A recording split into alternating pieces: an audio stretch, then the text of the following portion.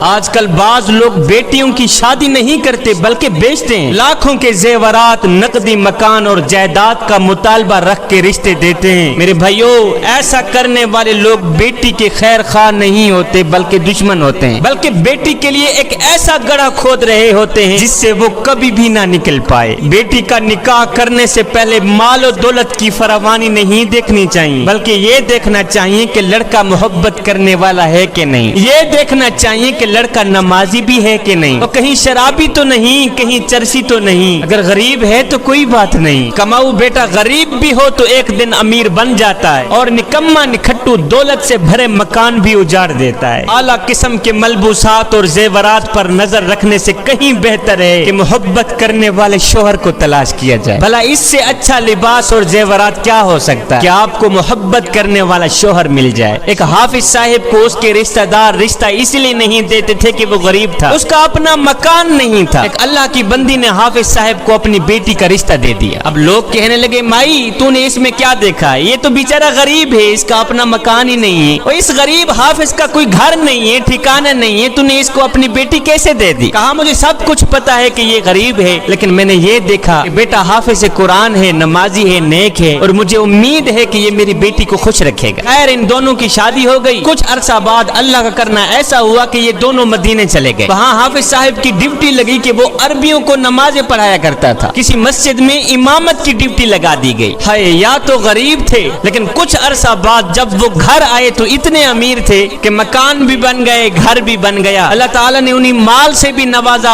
اولاد سے بھی نوازا۔ اب جو لوگ کہتے تھے کہ یہ تو غریب حافظ ہے، اس کو بیٹی کیوں دے رہے ہو، اب وہی شکوہ کرنے والے لوگ کہہ رہے تھے کہ اللہ کرے ہماری بیٹیوں کے لیے بھی کوئی اس طرح کا حافظ مل جائے۔ کہنے کا مقصد یہ ہے کہ کماؤ بیٹا غریب بھی ہو تو ایک دن امیر بن جاتا ہے، کہ نکما نکھٹو بیٹا دولت سے بھرے ہوئے مکان بھی اجاڑ دے۔